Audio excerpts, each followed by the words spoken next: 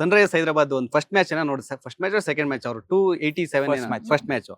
So ಅವಾಗ ಏನಾಯ್ತು ಅಂದ್ರೆ ನೆಕ್ಸ್ಟ್ ಮ್ಯಾಚ್ 300 ಟಾರ್ಗೆಟ್ ಅನ್ನ ಸನ್ರೈಸರ್ಸ್ ಮುರಿಯುತ್ತೆ ಅಂತ ಹೇಳಿದ್ರು. ನೆಕ್ಸ್ಟ್ ಏನಾಯ್ತು ಅಂತ ಗೊತ್ತಿದೆ ನಿಮ್ಗೆ, ಅವರು ರೀಚೇ ಆಗಿಲ್ಲ, 200+ ಅವರು ಕಷ್ಟ ಬೀಳ್ತಿದ್ದಾರೆ. ಸೊ ಏನಾದ್ರು RCB ಗೆ ಚಾನ್ಸ್ ಇದೆಯಾ ಈ ಒಂದು ರೆಕಾರ್ಡ್ ಅನ್ನ ಬ್ರೇಕ್ ಮಾಡೋಕೆ, 300 ಟಾರ್ಗೆಟ್ ಅನ್ನ ಮುಟ್ಟೋಕೆ RCB ಗೆ ಏನಾದ್ರು ಚಾನ್ಸ್ ಇದೆಯಾ? ಆಕ್ಚುಲಿ ನಾನು ಹೋಗಿದ್ದಿದ್ದು ಡೆಲ್ಲಿ ಮ್ಯಾಚ್. ಸೊ ಅಲ್ಲಿ ಸಾಲ್ಟ್ 3 ಓವರ್ಗೆ 60 ಹೊಡೆದಿದಾಗ ನಾನು ಯಾಕೋ ಈ ಮ್ಯಾಚ್ ಅಂತ ಅನ್ಕೊಂಡೆ.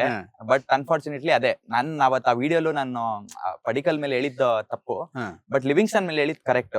ಯಾಕಂದ್ರೆ ಇಲ್ಲಿ ಇವಾಗ ಪಡಿಕಲ್ ರೋಲ್ ಏನು, ನೀನ್ 1 ಡೌನ್ ಬರ್ತೀಯ ಅಂದ್ರೆ ನೀನ್ ಅಟ್ಲೀಸ್ಟ್ ಒಂದು 8-10 ಓವರ್ವರೆಗೂ ನೀನ್ ಆಡ್ಬೇಕು. ಆಮೇಲೆ ರಜತ್ ಪಟಿದಾರ್ ಬರೋದು, ಜಿತೇಶ್ ಬರೋದು ಎಲ್ಲ ಸೆನ್ಸ್ ಮಾಡುತ್ತೆ. ಇವಾಗ ಲಿವಿಂಗ್ಸ್ಟನ್ ಅಂತ ಪ್ಲೇಯರ್ ನಮ್ ಟೀಮ್ ಸೂಟ್ ಆಗಲ್ಲ. ಏನಕಂದ್ರೆ ಇವಾಗ ಅದಕ್ಕೆ ಮ್ಯಾಕ್ಸ್ವೆಲ್ ನಾವು ರಿಲೀಸ್ ಮಾಡಿದ್ದು. ಯಾಕಂದ್ರೆ ಯಾರು ಒಂದ್ ಸ್ವಲ್ಪ ಲೈಕ್ ಆಂಕರ್ ರೋಲ್ ಆಡೋರು ಅಂತವ್ರು ಬೇಕಾ ಇದ್ರಲ್ಲಿ. ಹೌದು. ಸೊ ಈ ಸತಿ ಸಾಲ್ಟ್ ಮೇಲೆ ಡಿಪೆಂಡ್ ಆಗುತ್ತೆ. ಸಾಲ್ಟ್ ಫೈರ್ ಮಾಡಿದ್ರೆ ಪವರ್ ಪ್ಲೇಲಿ ಚಾನ್ಸ್ ಇದೆ. ಸೊ ಈಗ ಆಲ್ರೆಡಿ RCB ಟೀಮ್ ಅಲ್ಲಿ ಇರೋದ್ರಲ್ಲಿ ಯಾರಾದ್ರೂ ಒಬ್ಬರನ್ನ ರಿಪ್ಲೇಸ್ ಮಾಡ್ಬೇಕಂದ್ರೆ ಯಾರನ್ನ ಚೇಂಜ್ ಮಾಡ್ಬಿಟ್ಟು ಯಾರನ್ನ ಹಾಕ್ಬಹುದು? ಏನಿಲ್ಲ, ಅದೇ ಮುಂಚೆ ಹೇಳ್ದಂಗೆ ಅದೊಂದು ಚೇಂಜ್ ಬೇಕಾದ್ರೆ ಶೆಪರ್ಡ್ ನ ನೀವು ಅಷ್ಟೊಂದು ಯೂಸ್ ಮಾಡ್ತಿಲ್ಲ ಅಂದ್ರೆ ಬೇಕಂದ್ರೆ ಬೆತಲ್ ನ ನೀವು ಯೂಸ್ ಮಾಡಬಹುದು. ಸೊ ಅದೊಂದು ಆಪ್ಷನ್.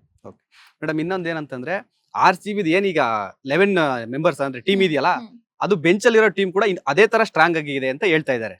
ಅಂದ್ರೆ ಸೊ ಇವಾಗ ಬೆತ್ತಲ್ ಇದಾರೆ, ಬೆತ್ತಲ್ ಕೂರ್ಸಿರ್ತಾರೆ. ಆಮೇಲೆ ನಮ್ಮ ಶೆಫರ್ಡ್ ಇವಾಗ ಚಾನ್ಸ್ ಕೊಟ್ಟಿದ್ದಾರೆ. ಅದ್ ಬಿಟ್ರೆ ಮನೋಜ್ ಬಾಂಡ್ಗೆ ಇದಾರೆ ಕರ್ನಾಟಕದವರು. ಸೊ ಇದೇ ತರ ಇವ್ರು ಸೌತ್ ಆಫ್ರಿಕಾದವರು ನಿಂಗಿಡಿ ಅವ್ರು ಇದಾರೆ.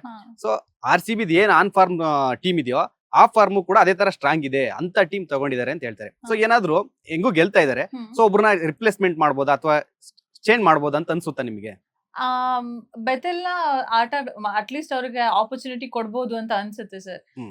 ಬಟ್ ಅವ್ರಿಗೆ ರೀಪ್ಲೇಸ್ಮೆಂಟ್ ಕರೆಂಟ್ಲಿ ಆಡ್ತಿರೋರು ಎಲ್ಲಾರು ಚೆನ್ನಾಗಿ ಆಡ್ತಿರೋದ್ರಿಂದ ರೀಪ್ಲೇಸ್ಮೆಂಟ್ ಅಂದ್ರೆ ಅದೇನೋ ಒಂದು ಸೂಪರ್ಸ್ಟಿಷಿಯಸ್ ಆಗಿ ಯೋಚನೆ ಬಂದ್ಬಿಡುತ್ತೆ, ಓ ಈಗ ಇರೋರೇ ಸಾಕಪ್ಪ ಅವರೇ ಚೆನ್ನಾಗಿ ಆಡ್ತಿದ್ದಾರೆ. ಬಟ್ ಬೆತೆಲ್ ಪರ್ಫಾರ್ಮೆನ್ಸ್ ನ ನೋಡಕ್ಕೆ ಆಸ್ ಅನ್ RCB ಫ್ಯಾನ್ ನಾನು ಇಷ್ಟಪಡ್ತೀನಿ ಸರ್. ಬಟ್ ರೀಪ್ಲೇಸ್ಮೆಂಟ್ ಯಾರು ಅಂದ್ರೆ as if now I don't think so, ನಂಗೆ ಅಷ್ಟು ಐಡಿಯಾ ಇಲ್ಲ.